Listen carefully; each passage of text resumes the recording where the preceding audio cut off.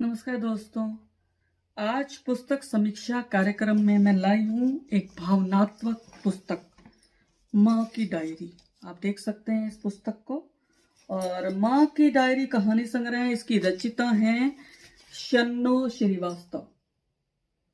मैं इसके बारे में थोड़ा सा बता देती हूँ कि यह अयन प्रकाशन से आई है। इस 2021 में हार्ड बाउंड में है। इसका मूल्य मात्र 280 रुपये, पृष्ठ 132। और अब मैं आपको इस पुस्तक के बारे में बता देती हूँ, लेकिन उससे पहले मैं शन्नो जी के बारे में आपको बताना चाहूंगी कि यह इनकी पहली पुस्तक है। जी हाँ दोस्तों, पहलोठी की संतान की तरह। और ये गोरखपुर से संबंध रखती हैं, लेकिन फिलहाल फरीदाबाद में रहती हैं। इनकी कहानियां दिल्ली प्रेस की पत्रिकाओं में छप चुकी है। आकाशवाणी गोरखपुर से इनकी कहानियां प्रसारित हो चुकी हैं। कई साझा पुस्तकों में इनकी कहानियां प्रकाशित हुई हैं, लेकिन जैसा मैंने बताया कि पहलोटी की संतान की तरह पहला कहानी संग्रह है इनका। और अब मैं इस पुस्तक के बारे में बात करूंगी तो यह पुस्तक मुझे बहुत अच्छी लगी, सच बात बताऊंगी क्यों। और अभी मैं बता देती हूँ कि सबसे पहले शन्नो जी ने इसको समर्पित किया है। ध्यान से सुनिए। मेरे दोनों माँ और दोनों पापा के चरणों में सादर समर्पित। साथ ही समर्पित है मेरे उन समस्त आत्मीय प्रिय जनों को जिनके शब्द मेरी प्रेरणा बने। शन्नो जी ने समर्पित किया है। और मुझे सबसे अच्छी एक चीज लिखी, देखिए मम्मी ने क्या लिखा है। आशीर्वाद दिया इनको कि बेटी शन्नो, तुम्हारी प्रतिभा पर मुझे गर्व है। तुम हर दिन ऐसे ही उन्नति करती रहो। मैं तुम्हारे शुभ सौभाग्य की कामना करती हूँ एवं कार्य के प्रति असीम आशीर्वाद देती हूँ। मम्मी, देखो हाथ से लिखा हुआ। और अब मैं बताती हूँ शन्नो जी ने क्या कहा है। वे कहती हैं कि कलमकार तो सृजन करता है, सिर्फ कहानियों का ही नहीं, समाज और देश का भी। समाज बनता है परिवार से और परिवार हमसे। पात्र और उनका चरित्र सकारात्मक हो, सृजनात्मक हो, तभी तो नींव पड़ेगी एक सच्चरित्र समाज की।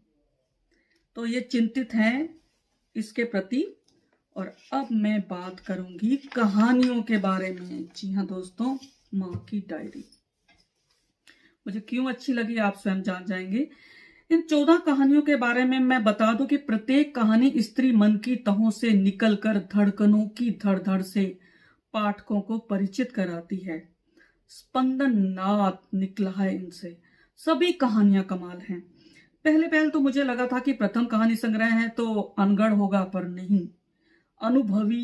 अनुभवी ये कहानियां लगी और अनुभव की आंच पर पक्की सुलगी कहानियां हैं ये। पहली कहानी बहन बहुत बढ़िया है। बहनों का प्यार त्याग, एक सशक्त कहानी है। बहनों का रिश्ता सभी जानते हैं अनमोल है, लेकिन इतना बड़ा त्याग, ये आप पढ़कर आपको पता चलेगा। मुझे बस शुरू के 2 पैरा की जगह मुझे लगा 2 पंक्तियां ही काफी थी, क्योंकि इसमें नरेटर की जरूरत नहीं है। सूत्रधार है, वह थोड़ा सा आकर बोलता है या कहता है, उसके बाद में पात्रों के माध्यम से अपनी बात कहलवाता है।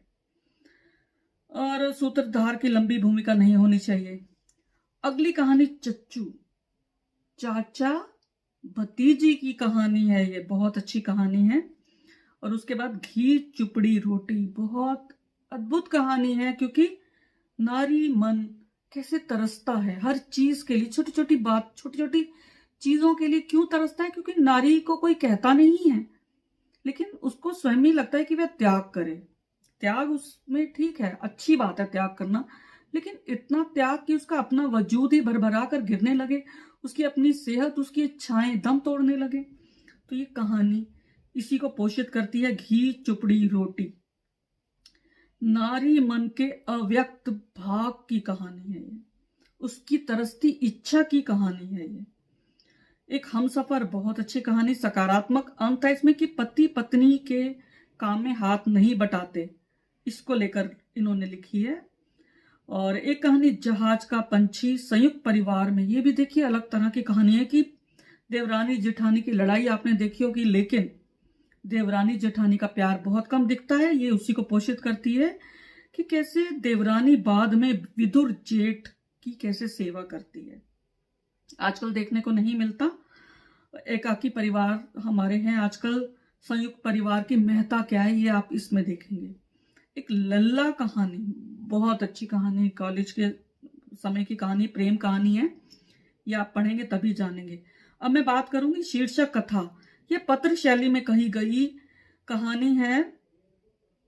इसमें दादी की पाती पोत्र के नाम, इतनी भावुक कहानी है कि अश्रु पूरित करती है पाठकों को, और इसमें आंसुओं की झड़ी लग जाती है पढ़ते हुए।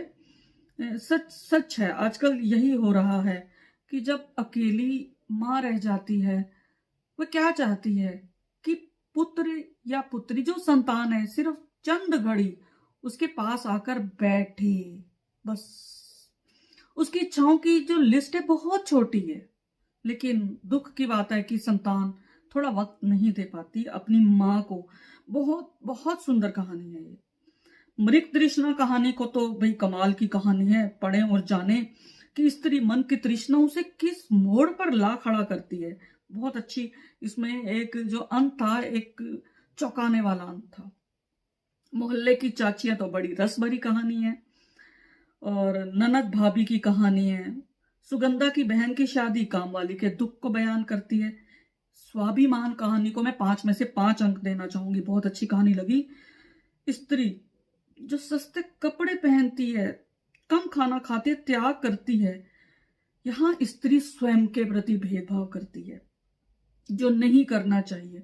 उसे सबक मिलता है अपनी संतान के व्यवहार से। बहुत अच्छी कहानी है ये।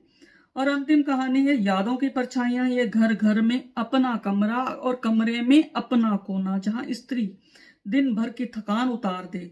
हर एक स्त्री को चाहिए अपना कोना। तो यादों की परछाइयां अच्छी कहानी है, कैसे वह ससुराल के अपने कमरे से जुड़ती है।